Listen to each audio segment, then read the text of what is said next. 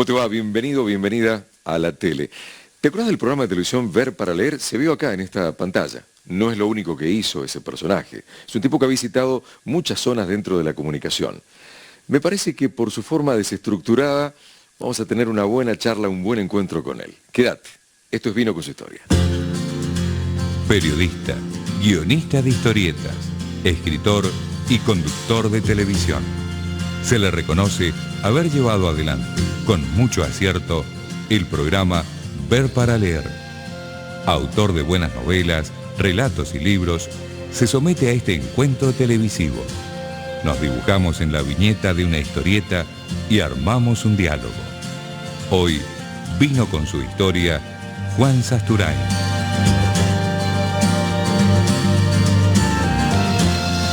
Obvio que es un gustazo tenerlo en Mendoza, pero para nosotros más grande el gusto de tenerlo un rato para nosotros acá en la tele, porque vino con su historia Juan Sasturain. Juan, bienvenido al programa. Muchas gracias por la invitación. Dice la historia, todos te presentamos como guionista, escritor y demás, pero dice la historia que quisiste arrimarte en serio, integrarte al mundo del fútbol al comienzo. En tu juventud. Sí, tanto como integrarse al mundo del fútbol. Me gustaba jugar al fútbol, como cualquier pibe de mi generación, supongo, de mi edad. Es un sueño colectivo jugar al fútbol en Argentina. Pero me parece que el gusto iba más allá del potrero, ¿no? Bueno, me gustaba jugar al fútbol y jugaba más o menos bien para la edad que tenía y el medio en que me movía. Ajá. Entonces uno se engrupa y supone que por ahí puede llegar a jugar algo. No, jugué al fútbol mucho, sí, mientras pude. Después se me jodieron las rodillas y son ellas. Y chao, ¿y abandonaste ese sueño? No, lo corrí, digamos. El fútbol siempre ha ocupado lugares en mi cabeza. Así que bueno, jugar, ver, claro, después del mundo escribir sobre eso, claro. Después del mundo de las letras te arrimó de nuevo al ambiente futbolístico. Digamos que cuando me puse a escribir, entre otras cosas que escribí, como escribo las cosas que me gustan o que me interesan, el fútbol apareció casi naturalmente. Ajá. Bueno, pero redondeándote, cuando yo jugaba en la edad del secundario, poner 16, 17 años, en un pueblo, en Coronel Dorrego, un pueblo de la provincia de Buenos Aires. Jugaba ahí, en un club de ahí, en la liga chiquita, y ahí, bueno, salimos campeones, etcétera.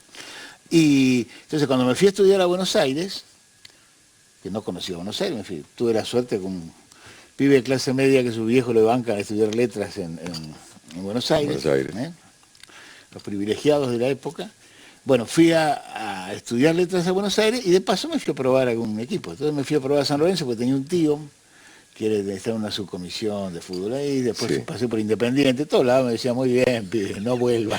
Muy bien, pero pasa que sigue. Exacto. O sea, ninguno te decían... Esas prácticas multitudinarias que juegan 40, 50 y eligen a los que juegan bien, y digo, no, es uno más del montón de la polvareda. Entonces después terminé en Lanús. En Lanús me dieron bola, me dijeron, bueno, seguí viniendo. Pero claro, yo era en el 64, año 64, yo tenía 18 años. Recién llegaba a Buenos Aires. Y claro, yo tenía que estudiar, yo era un chico formal que estudiaba y preparaba mis materias, estudiaba latín los sábados, en fin, tenía mis...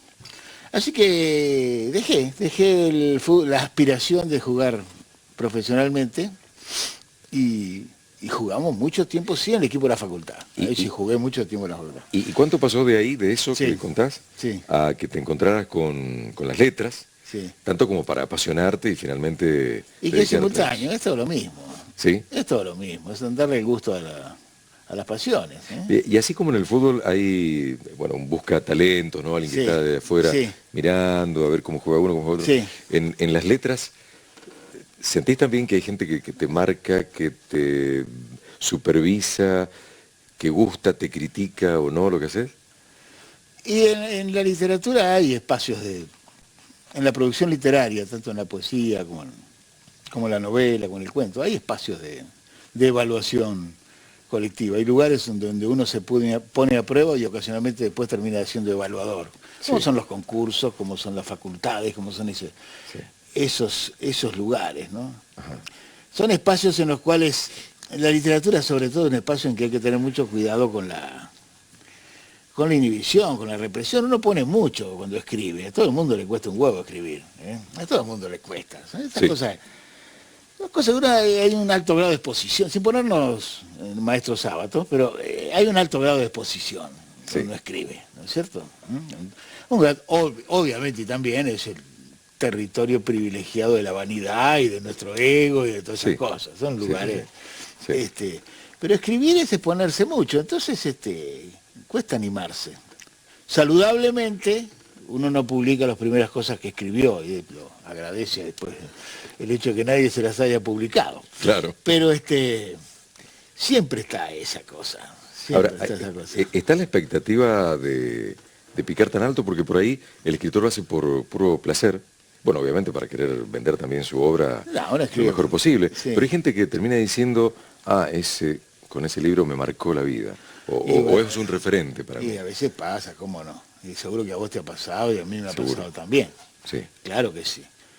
Y si uno terminó dedicándose, uno no, la vocación, viste que va y viene, uno Sí. termina haciendo las cosas, igual como termina casándose con, no hace una evaluación Tan previa, calculada. no se estudia de mercado, nada, ahí la vida te va llevando saludablemente en elecciones que te encajonan, ¿no? Sí.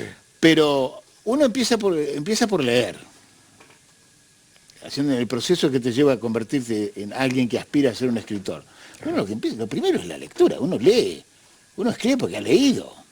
Alguna vez descubriste algo que te gustó, ¿viste? Y hay escritores que te hacen leer, y hay escritores que te motivan a leer mucho, escritores que te hacen viajar, y hay escritores que te hacen escribir. Eso pasa también. Hay tipos que de algún modo te incitan no solo a la lectura y al disfrute de la lectura, o a cambiarte la vida, o que te provocan el insomnio, o que te dan vuelta a la cabeza saludablemente, sino que hay tipos que te motivan. ¿Te pasó eso? ¿Te encontraste Sí, claro, con, te pasa. ¿Con quién te encontraste así en los libros? Escritores como, qué sé yo. Yo me acuerdo de un profe en segundo año, el pelado Marcangeli en Mar del Plata. Yo viví en Mar del Plata en esa época. Yo viví de los 10 a los 15 en Mar del Plata. Comienzo la secundaria, un profe hincha independiente, me acuerdo del pelado. Un hermoso profe, como todos hemos tenido algunos siempre de ese tipo, que más allá de la burocracia del programa iba por otro lado. Sí. Y un día, un lunes a la mañana, en lugar de dar Marianela o alguna de esas plomadas que leíamos, ¿no? O las tradiciones peruanas de don Ricardo Palma, hermosos textos, pero que no son para un pibe de 14 años. Claro. Bueno, dijo, copien. Evidentemente no tenía ganas de laburar o ese día, entonces viene con el rotograbado de La Nación del domingo y copió un poema que había salido ahí. Era un soneto que se llamaba A la efigie de un capitán de los ejércitos de Cromwell, año 59. Invierno del 59, yo tenía 14. Copia. Capitán, los afanes son engaños, 4, 4, 3 y 3, 14 versos, firmado abajo Jorge Luis Borges. Copien. No teníamos más puta idea ni quién era Cromwell, ni qué era un soneto, ni quién era Borges tampoco. Bueno, y eso fue, ahí está, ¿ves? Ahí hubo algo, ahí pasó algo. ¿Pero te pasó o le pasó a todo el curso? Me pasó. Eso era una manera de usar las palabras que no era lo habitual. Claro. ¿Qué se podía hacer además de las palabras, además de contar cosas o además de...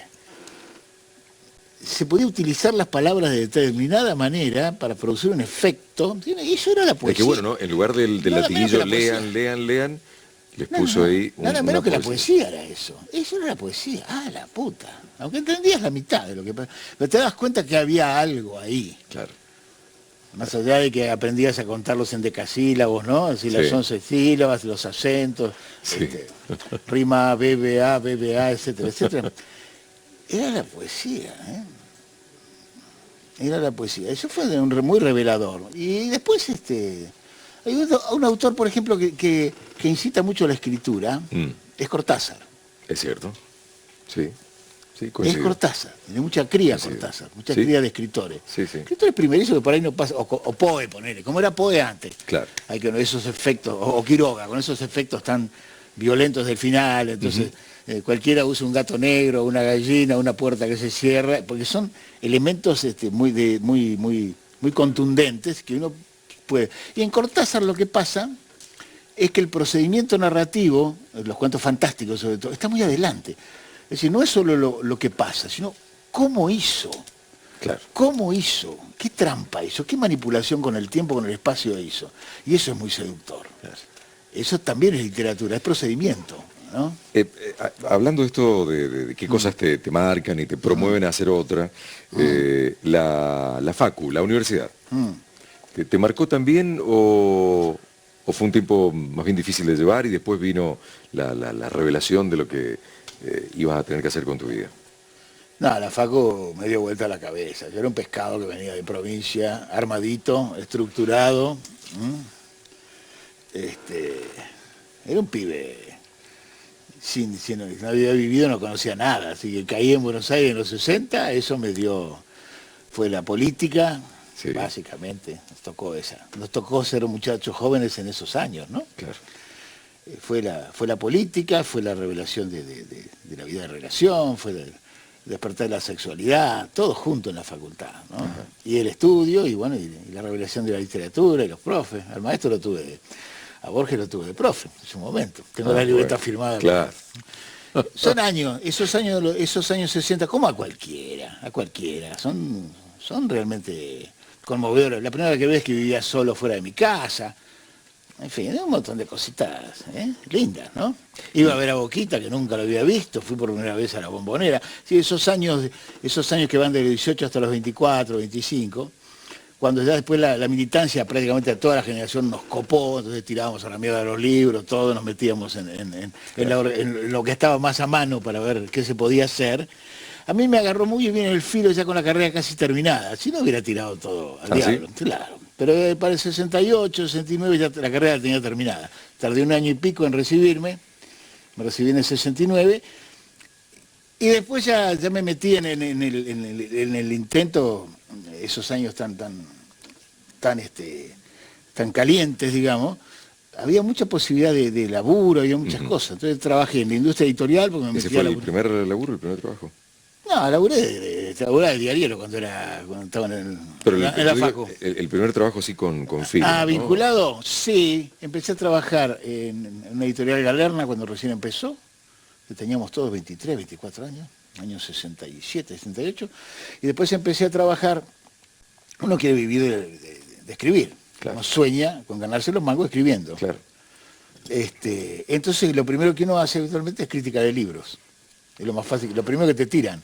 Es decir, que uno hace al principio lo que tendría que hacer al final. Es decir, uno critica los libros que es incapaz de escribir todavía. Claro. Pero bueno, eso es el laburo que te dan. Entonces yo empecé a laburar como haciendo reseñas de libros en Clarín y en el hermoso diario La Opinión, ajá, el de Timerman, que duró desde de 71 al...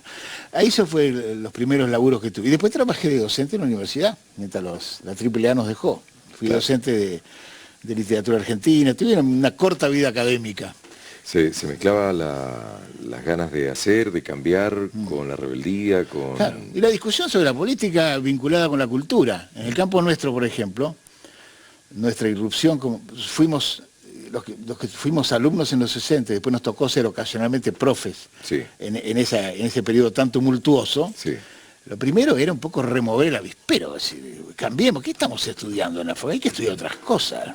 ¿Qué estamos estudiando? No, jamás estudiamos un texto contemporáneo.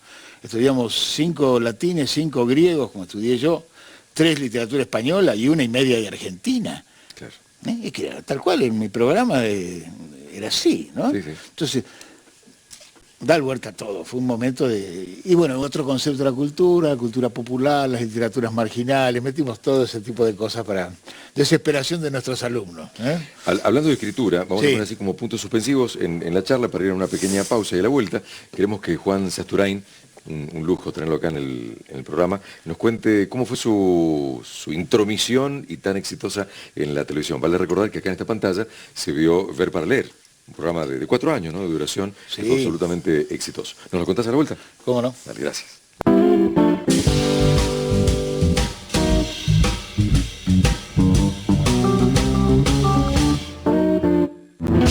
Por si te perdiste la primera parte, estamos con Juan Sasturain, periodista, guionista de historietas, escritor, conductor de TV, acaba de decir recién, también una etapa de profe, ¿no? Yo me quiero detener, ante otras cosas, en la cuestión de la historieta, la historieta como género. Yo leí muchísimas historietas, era de coleccionar revistas, las intercambiábamos en el barrio. ¿Cómo es ese mundo? ¿Se puede largar metamensajes, se puede fogonear alguna discusión, alguna reflexión a través de la historieta. Yo creo que sí, pero... Sí, bueno, la historieta en la Argentina es importante. Por ahí en otras culturas nacionales, por ahí no tiene una envergadura tal, ¿no? Ajá. Pero acá sí, ha sido importante. Sigue siéndolo. Sigue siéndolo, es cierto. Porque tiene mucha historia, es decir, acá hay historietas y ilustración y humor gráfico ya desde las grandes revistas de principios del siglo XIX, ¿no? Tienen Caras y Caretas, en Pebete, en todas aquellas, y después en los grandes diarios también, ¿no? Exacto. Mucha tradición. ¿Te acordás de alguna cosa fuerte vivida cuando estabas con la historieta? Bueno, la historieta yo tengo un vínculo que viene de la infancia. Sí. Los chicos de mi generación, es decir, los que éramos pibes en los años 50, los que ahora tenemos de 60 y 70 años, los que éramos pibes en los años 50, ya somos la primera generación, digamos, deformada por los medios masivos. Sí. Sin tele todavía, deformada obviamente, sí. entre comillas, digamos, formada, sí. Deformada, bueno, que se sabe que te deforme, que te forma, ¿no? Claro. Casi siempre lo mismo, de las dos maneras. Porque nosotros ya somos la generación que empieza a leer menos libros. Que la aventura, en lugar de encontrarla en los libros de Salgari o en los libros de Verne y todo, sí. La teníamos más en la historieta, en la radio, porque escuchábamos Tarzán por radio, sí. Sandokan por radio, sí, sí. Y en el cine, íbamos mucho al cine.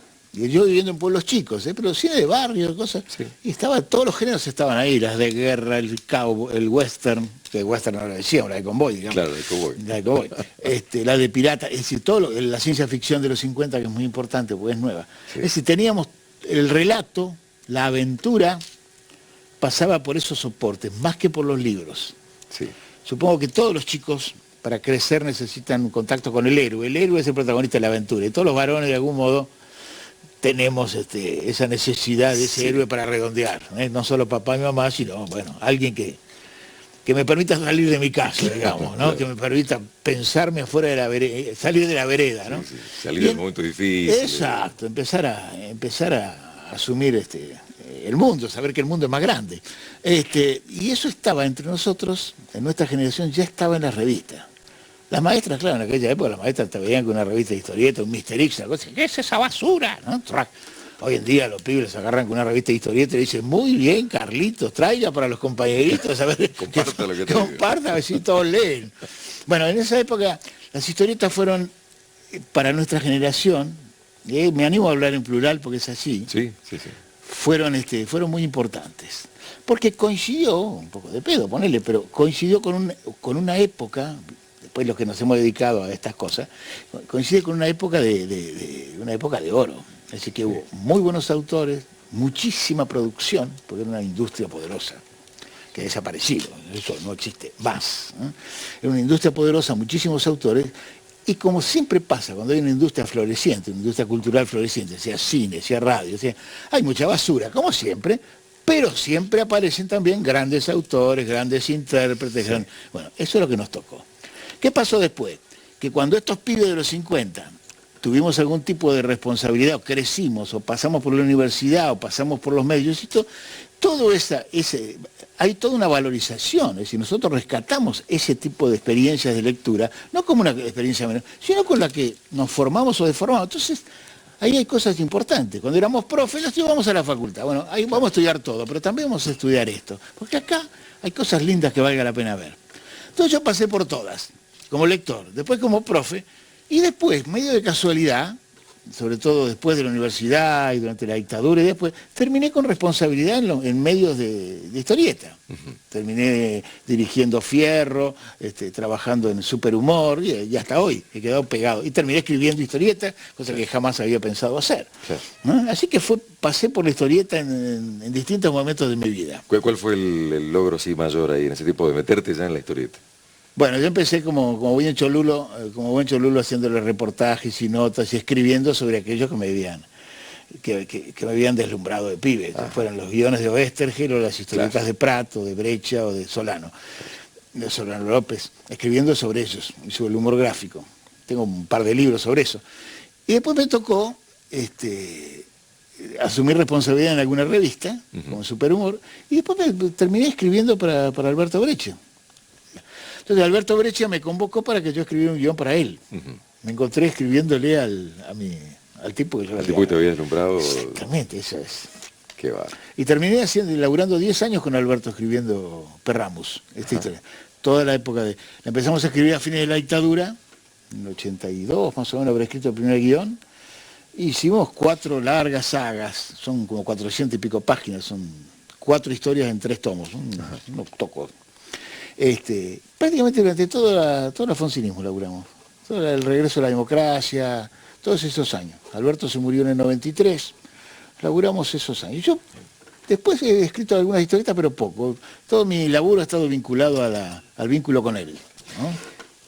Decíamos recién que habías tenido como una magia al comienzo de salir del potrero, por ahí dedicarte quien decía que no en aquel momento, al fútbol grande, pero quedó en el olvido. Sin embargo, la vida que te da como una suerte de revancha en alguna cosa, te emparenta de vuelta con el fútbol y con el deporte en general. Y dirigiste, si no me equivoco, el suplemento deportivo de Página 12. Participé, no dirigí. ¿Participaste? No dirigí, participé. Bueno, ¿y cómo fue? Una cosa... Fue lindísimo. No sé si estaba pensada, si estaban los planes ahí. No, mío no, pero me vino bárbaro, porque yo estaba en la lona en esa época. Mediados de los 80, mediados de los 90. Fue así. Yo he escrito sobre fútbol bastante. En mi primer libro, por ejemplo, que se llama El Día del Arquero, es una serie de crónicas, tiene dibujos del Negro Fontana Rosa. Es un poco de filosofía sobre los puestos. El Día del Arquero, elementos para una teoría del marcador de punta. Cuánta letra que da el fútbol, es increíble, ¿no? Increíble. El fútbol, no hay temas grandes ni temas chicos. No hay temas grandes ni chicos, hay tratamiento. En un partido de fútbol tenés todo para contar. Está toda la psicología, social, lo que quieras está. Entonces he escrito varias cosas, ¿no? Y entonces y yo soy colaborador de Páginas de que empezó. De fines de los 80 yo escribo contratapas en Páginas desde entonces, hace muchos años. Y en determinado momento, no porque, pero sí después que se murió el Gordo Soriano, después que se murió Osvaldo, coincidió con que en Página, como buen diario de izquierda, no le daba pelota, ese típico equívoco, no le daba pelota al fútbol, no salía los lunes Página. Es cierto, Página no salía los lunes. Entonces los muchachos que hacían deporte en Página... un cúmulo de información... No hacían nada. Entonces había muchachos que laburaban preparaban los domingos, preparaban las cosas, y el diario no podían comentar los partidos. Es decir, preparaban la víspera del domingo y no contaban.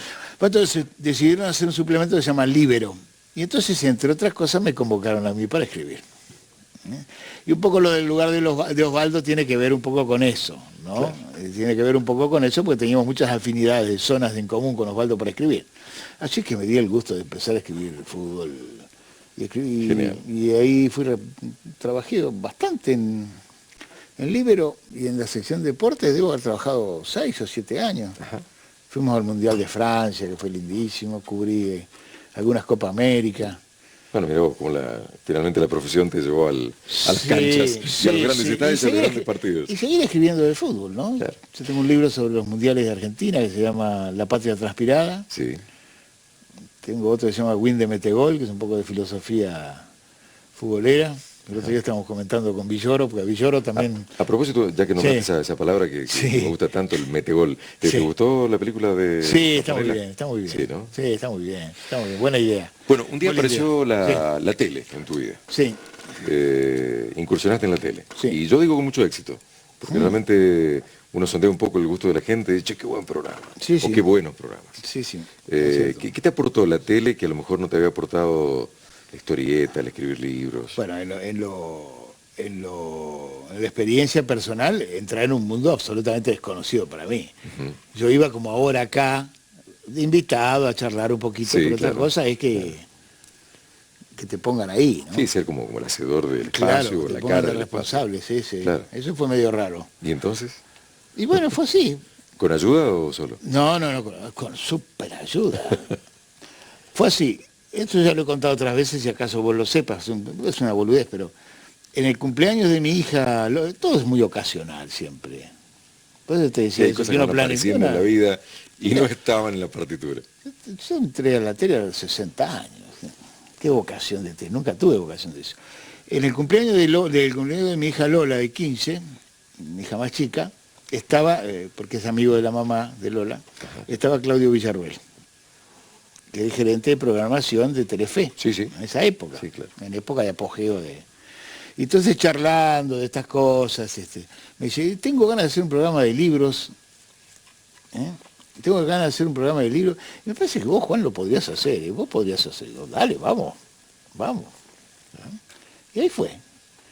Cuando me convocan al año siguiente, estamos hablando del 2006, 2007, Lola cumplió en 2005, 2006, y me llama Claudio, estaban todo armados, ya tenían todo armado el programa. No tenían título, pero estaba todo armado. Bueno, vas a tener que hacer esto, vas a tener que hacer esto, vas a conducir, vas a tener un actor. Yo no voy a hacer nada de eso. Están en pedo, yo no voy a hacer nada. Yo me puedo sentar a charlar informalmente, que más o menos me sale, pero de actuar, dale. Bueno, terminé disfrazado de Papá Noel, disfrazado de preso. Sí, te vimos. Pero bueno, encontré, claro, gente que sabe de tele. Uno llega a un lugar y no conoces. Claro. Y te encontrás con gente que sabe mucho, sabe del medio, es un laburo colectivo, no individual como el de uno. El estar adentro, como sabemos decir acá, en la cocina, ¿no? De la tele, te hizo cambiar la forma de ver la tele, porque cuando uno está solamente en el sillón de casa, el más cómodo, es fácil criticar, ¿no? Cuando estás adentro por ahí entendés cómo son los procesos. No demasiado, nunca he sido demasiado prejuicioso respecto de la tele. La pago y listo, o puteo claro, y listo, bien. pero no soy prejuicioso respecto del medio en sí, Pero ni antes ni después. Pero tenés una opinión de qué te parece la televisión que hacemos en La Argentina, televisión hoy en día? argentina me parece una televisión muy viva, muy poderosa, muy llena, muy variada, con muchísima basura, sobre todo muchísima basura, la televisión de aire en ciertos segmentos centrales, por ejemplo. Y la de vuelta, programación de la tarde que te deprime con verla. Ya, y de vuelta a la referencia, hoy, no sé si compartís esto conmigo, aparecen personas que a través de algún escandalete o lo que sea, ganan espacio y se hacen referentes de, o dicen frases que terminan siendo referenciales porque las repiten una y otra vez. Y bueno, pero lo que pasa que... La gente dice, tirame un Sacturay, ¿no? Son obviedades, ¿no? No, pero son obviedades, pero uno no, a veces uno no tiene plena conciencia de la dimensión. Sí la tiene, sí la tenemos, pero estamos acostumbrados a vivir con ella. La televisión constituye una nueva realidad que sustituye a la percepción de la realidad directa, digamos. Sí. La gente, cuando digo la gente, digo nosotros, no digo la gente. Todos vivimos en gran medida a través de la percepción previa, de la versión que los medios nos dan de lo que pasa. En lugar de mirar por la ventana, prendemos la tele para enterarnos qué es lo que pasa en la esquina. ¿Por qué miramos un partido de tele? Miramos un partido y necesitamos el audio, o después necesitamos todo para putearlo a ver qué dijo de. No para ver nosotros, muchas veces, sino para ver qué dice este. Es decir, que el comentario de la realidad, es decir, el filtro de la realidad a través de la opinión del otro, sustituye al acto mismo puro de percibir yo la realidad. Exacto. Y eso, si lo trasladás a todos los órdenes, es poderosísimo, ¿no? Sí. Juan, se nos acaba el tiempo, pero así como, mirá la comparación que voy a hacer, es medio burda, pero así como si le preguntás a un diseñador te dicen, no tiene que faltar las básicas, le dicen, las remeras básicas que te sirven para...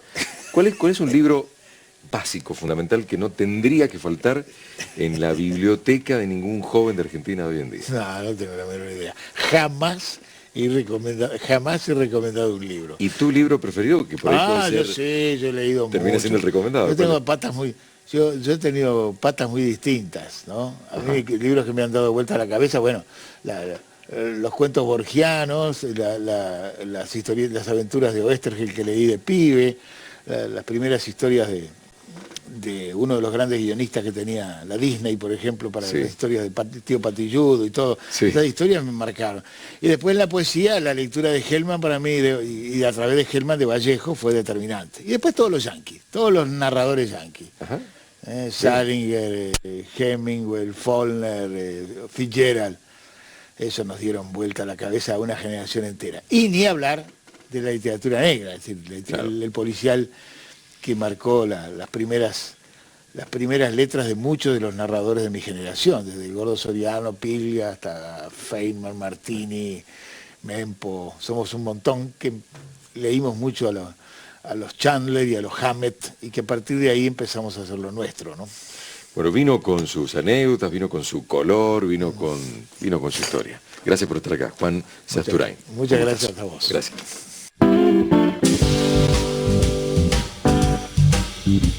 La televisión constituye una nueva realidad que sustituye a la percepción de la realidad directa.